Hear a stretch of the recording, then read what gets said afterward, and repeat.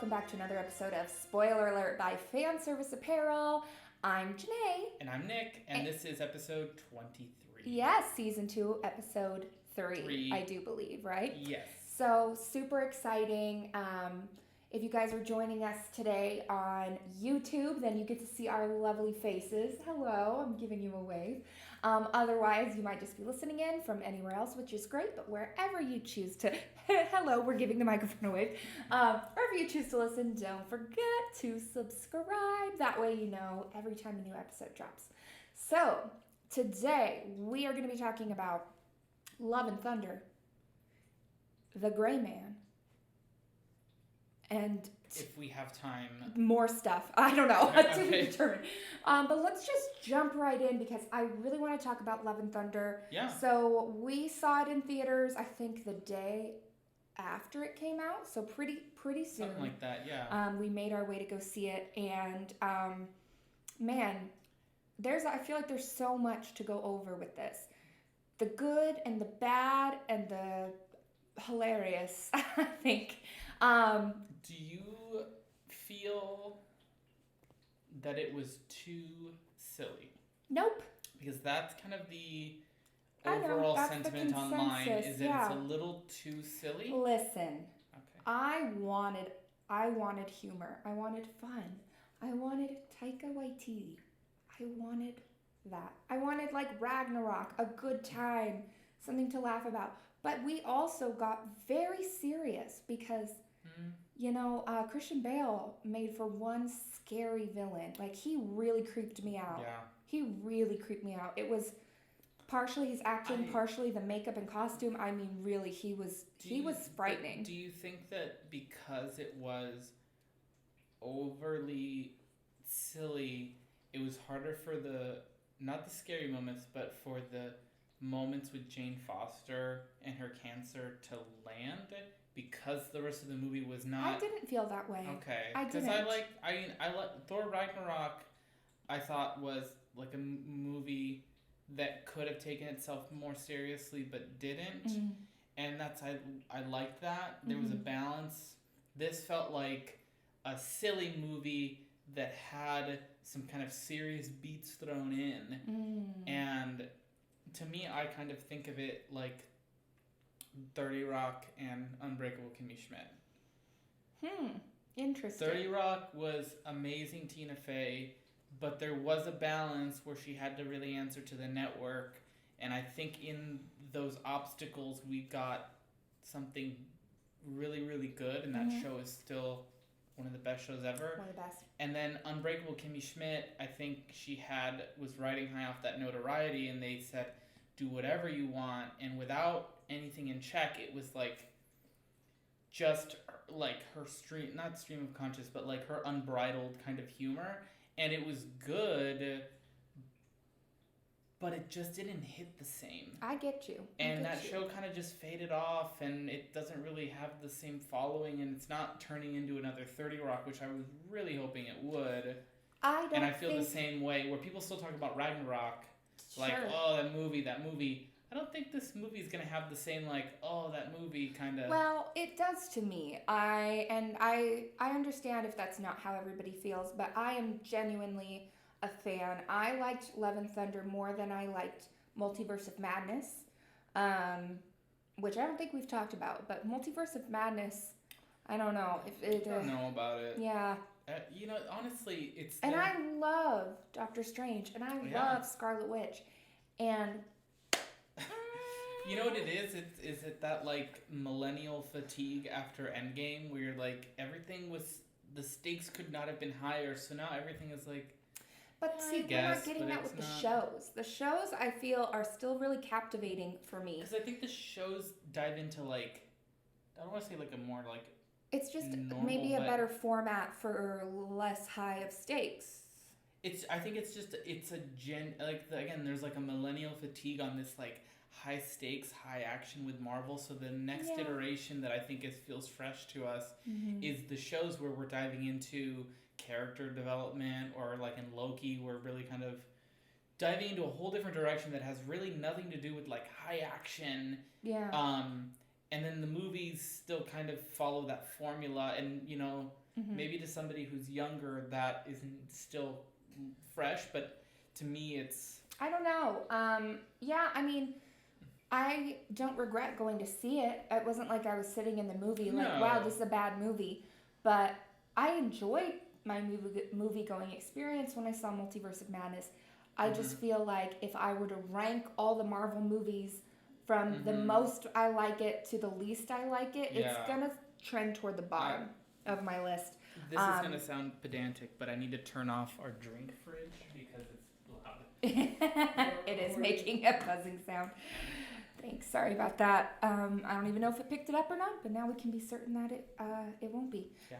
But anyway, back to the matter at hand, Love and Thunder. Yeah. I really did enjoy it. I laughed so much, and I'm glad because I wanted to. Like, I went in expecting it because I saw the trailer. Yeah. I knew the director. I knew it was going to be a fun romp. Like, I just expected some good chuckle moments, and we definitely got those. I do feel weird that the Guardians were not in it so much. They were there in the first 5 minutes of the movie, and then and they didn't come back. And that was a bummer because I thought we were going to get like this dynamic of Thor and the Guardians. And didn't that scene, that whole interaction just felt...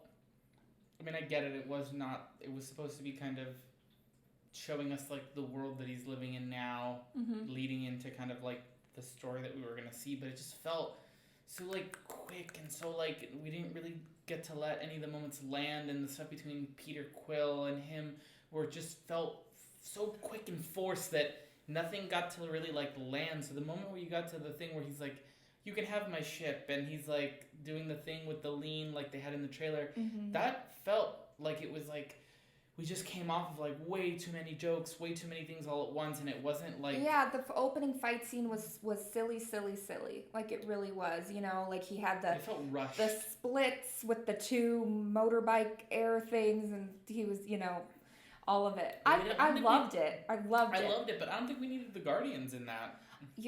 That's the point. Like, yes, like I know that it makes sense for the part where he's narrating in the beginning, and he's like, you know, I just wait for someone to or no, he's not narrating. What's his name is narrating? Narrating. Yes, and then that Thor is just waiting for someone to tell them like, come help us now. And that ties into the whole being a god. That's what gods do. They wait until they're called upon for help, or some of them, I guess, do nothing at that point, as we learn. But it's setting him apart as a god who actually does help when help is needed. So we did need somebody to call. It could have just been those funny little dudes that shuffled and had the fancy building that he completely destroyed. That scene would have played out identical. And so I was expecting them to come back at some point, and then they never did. And I thought that was kind of weird. I am so excited for what we now probably know about Hercules. Oh, yeah. Like, we know that a live-action Hercules is coming, and that Roy Kent, that's not his real name, that's his name in Ted Lasso, but Roy Kent, as I will now call him forever, is going to be playing Hercules.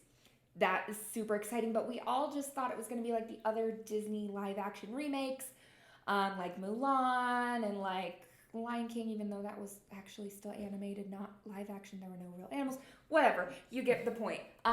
We thought it was going to be like that. Yeah, and it but wasn't. Now we're like, wait a minute, is Plot this twist. Marvel Hercules? Is this cool. going to be like... Are we going to get more of Russell Crowe's Zeus in it? Because if so, sign me up. I'm on board. That's so Greek funny. Was so funny. Oh my gosh. I remember when we were watching it, I was like, oh, of course he's Greek. Well, yeah, of course. Of course he's Greek. And his little curly hair, just like the statues. Oh my gosh, I thought that was just so much fun. And, you know, here's the other thing, though. That scene in the Temple of the Gods, there were some great moments. I loved seeing the little God of dumplings, and the weird guy with the little feet. I don't know. He's probably supposed to be someone from folklore, maybe like Norse or something. Is he like the troll, like the little Norse trolls? He looked like a little troll guy. Yeah, I'm sure there were so many things in there. You know, the Eternals were like the Celestials, right? Were somewhere in there. Yeah, not the Eternals. Those are the not the Eternals, the Celestials. Yes. Right. Yes.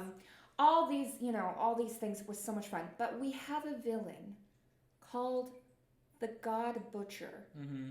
And we have a scene where all of the gods are together. And I was waiting for this big fight scene moment where he shows up and he's just like with the, whatever the sword's called. Being the necrosword being like, ah, you know. And there's a frenzy and there's powers and there's who knows what going on. And that didn't happen. And that's fine.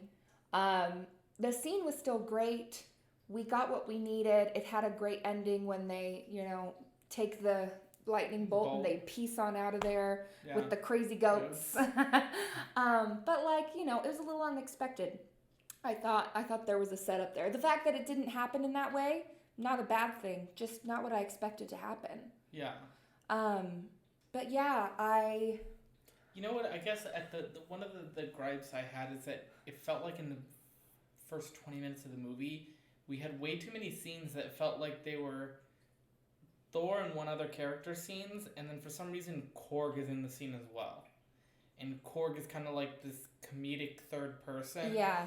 And there were a lot of scenes. It's like Valkyrie and Korg. Yeah, especially there were scenes at the beginning that were like Valkyrie and Thor are talking, and then Korg is just kind of there, and the conversation is really just between the two of them, and then they're talking, and then Korg will say something, and then they're talking, and I'm like, if you had removed him, like this scene would have played out identical, but you wanted that third person there, like we just kind of got. It's always better to not have enough and really want more of that comedic character like we did in Ragnarok, where you wanted more Korg, but it was right the amount that it was, and then you got too much Korg, and you're like, this is not the Korg movie, this is like, you know, that was my big thing. I like Korg. I like him too, but I like to keep wanting... And he got a very happy ending. I did, but yes, he did. But I wanted to want more Korg, you know? I think that's part of why you liked him in Ragnarok, because you just got peppers of him, and he dropped in to kind of help. They were in a very different space. Thor had nobody when he was in Nowhere. No, not Nowhere. That's not it. Nowhere was the head of the Celestial. When he was in... Ragnarok? No. Ragnarok is like the rebirth or the death of like This is how you guys can tell that we don't prep for this ahead of time. No. Because we forget what things are called, and if we had written out a script. Elsewhere? No, where he Elsewhere? Nowhere, elsewhere. We're the... Somewhere. Oh my god. Wherever he is with Jeff Goldblum. Yes. Yes, okay. Okay, that one. That one. Place. Right. Okay. And? Oh, he was just alone there. So, like, it worked that he had, like, a friend, and it was, like... Right. He was kind of vocalizing a lot of stuff that Thor was thinking, and, like, the character worked there. But here, again, I was off-put by the number of scenes in the first 20 minutes that felt like two people's scenes and had a third person in them. That's my notes on that one. I loved New Asgard. I loved everything about New Asgard, the tours and the... Did you hear that there's a rumor that Infinity Cones is going to be added to Avengers Campus? Ooh, I hope so. That was great. That was a great little moment although some people online have been saying, like, that the Infinity Stones and the Gauntlet, like, represent such a terrible part of human history that it feels kind of weird to be reducing it down to an ice cream shop. It's like... I think it would happen in real life, though. I really do. The way sometimes people do these things, I don't know. I hear you, but it's still fun. It's still fun. And Valkyrie, King Valkyrie, amazing. Tessa Thompson, she's awesome. And I just love her like her character throughout, and just kind of this attitude she has where she's trying to take care of her people, and she's also a no nonsense person, and she's eager for a fight, but like she also just doesn't want to deal with cleaning up the mess. You know, she just has this. It's a great character. It's just a really great character. Yeah. And so I love that, and I really liked Jane as Thor. I thought it was cool, but I kind of like. I'm kind of sad that. I mean, spoiler alert. If you haven't seen it, I'm surprised you're still listening at this point. But I'm sad she died. She died. But she ended up in Valhalla at the end. Yes. And there's a rumor that either people can go to Valhalla to like talk to spirits, or the spirits can like come down to like a Force ghost. Kind of like a Force ghost, but there's rumors that like that's Tony Stark is there as well, and we might get him somehow. What about Loki? Would Loki? Like there's, because we don't know who else is there, but now that she kind of rematerialized there's like this thought that maybe we're getting some kind of like Valhalla kind of thing, or like maybe like maybe the again we don't rehearse. I felt that she deserved like a whole series as Thor, not just like a plot that lasted 2 days. Yeah. As Thor. You know what would have been really cool? I would have watched a Disney Plus show with Valkyrie just like doing the goings on of New Asgard. Yeah. And it would have been like, that would be and fun. she was like the mayor, so she's the king. Oh yeah, she's the king. She's the king. I would have watched it as like a Parks and Rec yes. type of thing. Oh my gosh! Please, someone get this to Disney Plus. Like okay. in the vein of like make it happen. The Comic-Con like bonus videos of Thor when he was like hanging out with his roommate. Right. Like that, because that would be really funny. There was a lot you could unpack with like the theater troupe. That's with Matt Damon. With Matt Damon, where they're trying to like make a play of the thing that's going on right now. That was so funny. But it's true. It's a big tourist attraction. So just like, they tried with Mr. Mayor, where it's like Parks and Rec, but in a bigger city that has, like LA, where you're getting a lot of very different cultures and a lot of tourism. I think that'd be funny. New Asgard. I'm gonna start writing fan fiction of that. Please and thank you. All in favor of that. And get somebody on Upwork give this a like or a comment. Put it on Webtoons and bada bing, bada boom. There might be like a copyright issue with putting it on Webtoon, but no, it'll be called. It won't be New Asgard. It'll be New Asgard. Any relation to any other characters? And it won't be Valkyrie. It'll be Horse Lady. Horse Lady. Flying Horse Lady. Yeah, sounds great. Yeah, I think there should be no problem with that. Anyways. Moving on. Overall, I loved it. The ending was beautiful. I cried. I literally cried. It just brought me to tears. Especially knowing that that's really his daughter. Yeah. I love that. So sweet. And so I give it an A. Give it an A. It's not an A+. Yeah. But it's an A. I'm gonna give it a B-. Okay, so you're still passing it, but just like a little below average. So you know, a D is still passing, Jené. I'm gonna you're still passing it. There's a lot of levels below that still pass. Okay. Yes, you're right. I suppose. You're like. One of us cared about grades in school. I'll let you know which one it was. Just kidding. Just joking around. But anyway, I liked it. Yes. We liked it. Moving on.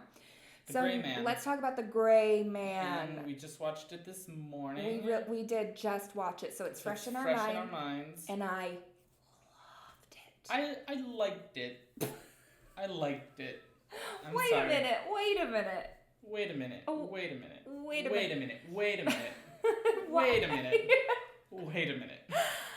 I loved it. I I really liked it. I I wouldn't thought say it was love. awesome. I would watch it again. I would not watch it again. You would not.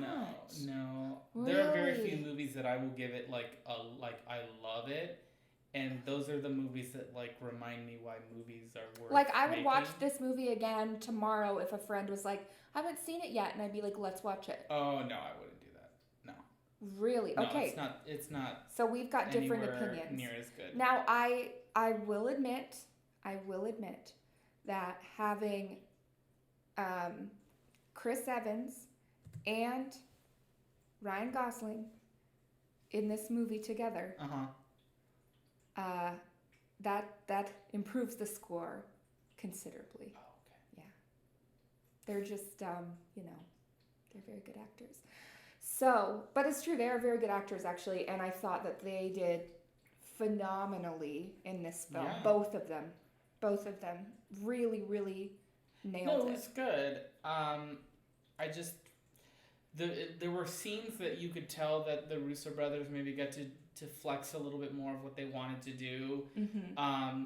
The scenes that felt just a little bit more, I don't want to say cinematic, but that felt a little bit more. Cinematic, a little more I mean, like it's tough. I feel fun. like that's not quite the right Like, word because it all felt cinematic, but there were moments that were a little bit if you're familiar with their style, different than a traditional action movie. Right. And to me, if the whole movie had been those kinds of beats, I would have said like, oh, I'm all about this. Mm-hmm. I want to keep watching this because I know that they were trying, like Netflix has been trying to get another Stranger Things. You know, they're throwing a lot of money at a lot of different projects. And I know that internally, this one was trying to become like their version of James Bond. I can absolutely see that. Yeah. They're like Bourne Identity. They're kind of like franchise that is really actiony, has a lot of promotional tie-in, a lot of big names, and every single one's like a big epic adventure. You saw that, a lot of parallels. There was a lot of product placement. There was a lot of kind of like what's it called? Not spokesperson, but there was a lot of like promotions around products used in the show or in the movie that then were used in campaigns on the brand end. Like for example, like the Tag Heuer one with the watch, he's wearing it in the movie, but then they had a whole ad campaign and landing pages on their site with a photo shoot with Ryan Gosling wearing the watch, very much in the same vein as like Omega with James Bond. Audis, everybody was driving an Audi, and almost all of them were electric. Sorry, the bad guys were driving G-Wagons, but that's I mean, it's like every movie. But anyways, it's very similar to how in Marvel movies, they were driving like the Audis at first, and then I think they went to the Acuras with the NSX. And then I think they went back to Audis. Or no, I think they went back to Acura. I know it was Audi in Black Panther for sure, right? No. No? No, that was not an Audi. I think that was a Lexus. Really? In Black Panther, the one that they're like doing the whole thing, it's like invisible and stuff like that. Yeah. That was a Lexus. Oh, interesting. But I think they did Acura. They went to Acura after, but they had Audi. So obviously they're doing the same like James Bond, Aston Martin thing. Right. So I get it. They're like doing the playbook. They're doing like the James Bond, Bourne Identity kind of. And that's what this is. So go into this expecting a really good spy movie, a like James Bond-esque spy movie. I would say it's like James Bond meets the Bourne Identity, kind of, where it's James Bond is a little bit more. He's like at least tries to be like a little more polished and put together, and he's very. He's kind of an ass, but you kind of like love that about his character. This is not necessarily that. The Bourne, didn't that have like his own government is out to get him, but he's like. I actually never saw the Bourne movies. I think that's what that. Neither did I. So the premise, if you're not familiar yet, and we should maybe not try to actually not spoil the Gray Man yet, just in case anybody hasn't seen it. But the idea is that he's a spy, and he has to basically turn himself into a ghost because there's corruption happening. Well, no, he's not necessarily a spy. He's an assassin. He's a spy of assassin. CIA. He's in the CIA. He's not in the CIA. That's the whole What? point. He's not? Jené. No, he was. They were the CIA. Okay. Yes, but He's a CIA operative. no, he's not. That's the whole point. Sierra was the code name for these people that were not CIA employees, but they were like, they operated in a gray zone where they were like able to do the things that the CIA operatives are not able to do. That's why it's called the Gray Man. They said that in like the first 30 seconds of the movie, where he's like, so I'm gonna be an agent, and he's like, no, you operate in a gray area. I mean, I guess I heard Remember, that. you heard that, and then they were like, he's part of Project Sierra, and then they're like, you're wrapped up in red tape, and I'm not. So there's like government contractors, like Chris Evans' character. Right. There's operatives like the woman whose name I'm forgetting. The woman from Knives Out. The woman from Knives Out, and then there is Ryan Gosling, who is not a government contractor and not an agent. He's like part of like a off the books like group of assassins that they call in to do stuff off the record. Okay. That's where he lives. So that's why it's not necessarily like 007 is like, I thought he was like in it but then out. Like on the run kind of thing. He is on the run because the guy at the CIA that's basically like the new head. The guy from Bridgerton. Yes, thinks this like kind of group of illegal gray area type of assassins is not a good thing to have. That's essentially, he doesn't want them, and that's kind of what kicks it off, is that we're getting rid of this like middle ground or this like gray area of people that the CIA has at their disposal. Where MI6 in James Bond, he's, even though in some movies he like goes like rogue, you know, for the most part he's like working on behalf of like the secret part of like the British government, which is why it's a little more Bourne Ultimatum, because it's the same thing where like he had to like turn on his government and then he's like on the run, and then kind of thing. So it's got you. Okay. But the Bourne, I don't think ever went as far as James Bond did in trying to build such a large franchise and have such an intentionality to the promotional tie-in happening during the filming, so that you could carry that over into kind of brand partnerships. Should I watch the Bourne movies? Is it worth watching at this point? Maybe. I know from just like Wikipedia and watching that. What are they, like 15 years old now? Oh, they're pretty old, yeah. So, I mean, I'd watch them. Alright, maybe. I liked it. I like spy movies. I like, this kind of action-y, who's on the right side, who's on the wrong side, kind of stuff.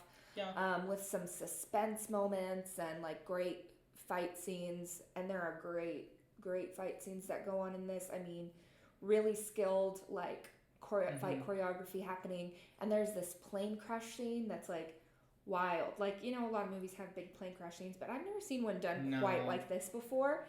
But you could definitely tell like the moments where the Russo brothers were like, no, this scene needs to be like this, so it feels a little bit more unique. And then there's moments where maybe Netflix was like, no, this has to be kind of like, this needs to get the attention of like middle America people, so it needs to be big and loud, so and you can't really cast a wider net. You can't really go too high concept with this idea. And to me that's what like knocks it down a couple pegs, because those things are like, wow, wild, epic, all this stuff. Yeah. To me, they don't have a lot of repeatability because it's so wild and crazy, and it stays in your mind. You kind of know how it goes, and if you were to watch something with action and not feel excited, then it's just a lot of quick cuts and a lot of people fighting, and you're just kind of like, okay. It's kind of like watching the Fast and the Furious. If you're disinterested in the car chase, you're like, oh, they're jumping again. Oh, wow. Like, you know what I mean? Yeah. That's how I felt. But I loved, like, the one where he's getting that guy that's in the house and it's being set to the music. Yeah. I was like, oh, this feels almost like Quentin Tarantino. Like, or like James Gunn-esque, where we're setting something to music very intentionally. I loved that. Yes. If the whole movie was that, it would have been very different. And that little girl from Once Upon a Time in Hollywood who plays the niece in this, stunning, outstanding job. Yeah. Like, hope she wins an award. She did really well. Her part was not like that big, but it was good. But she rocked it. Like, she rocked it. Yeah. It was. I liked Chris Evans' character. So good. So despicable. So despicable. And so crazy. I wanted Ryan Gosling to be a little bit more like with the one-liners. Mm-hmm. If he were just a little bit more, it would have given me a little bit like of a little more attitude. Yeah. Like he had like a couple little like quips and stuff. Mm-hmm.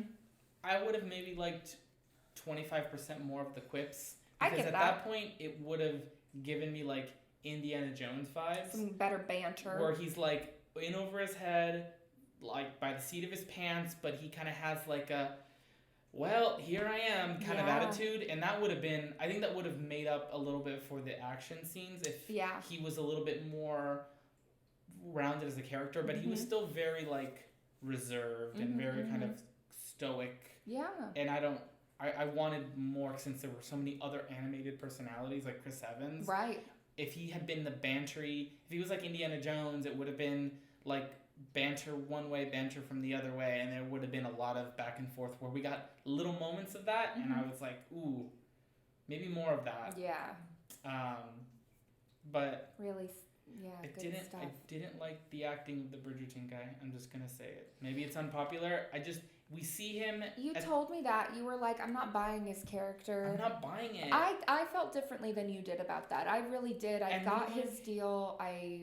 But then, like, in the beginning of the movie, he's like, I'm this and like blah blah blah, and then he's like in the bathroom and he's like blah blah blah, and he's like losing his temper immediately, and then kind of in the middle of the movie, we're getting more of him like, well, in Harvard and so, and he's like. Exactly. Kind of more like this like put together schmuck, and I would have liked it to be put together schmuck slowly starts to lose his temper as things don't go his way. I disagree with you. While I understand exactly what you're saying, I feel that he's supposed to be kind of a power hungry spoiled brat. He's climbed the ladder really quickly, which we find out, and he does lose his temper. In the first scene you see him, he gets mad and he like throws his sandwich at the wall or something. But then I think of him as a guy that's because he's kind of throwing a little temper tantrum because he's like but that doesn't, a spoiled brat. But then that kind of goes away halfway through the movie, and we get a different version of him. And there's really I don't really see a motivation why we would lose the temper tantrum, since our first introduction to this character is somebody who is like snotty and throws tantrums when he doesn't get what he wants. So we see that in the beginning in two different scenes, and we think, okay, this guy likes to keep it together, but he will lose his shit. And then a couple scenes later, something that is lose your shit worthy happens, and he keeps it cool. And then it's like, okay, what was the motivation here as opposed to here? But if he had started cool and then degraded, there would have been a motivation for it. That.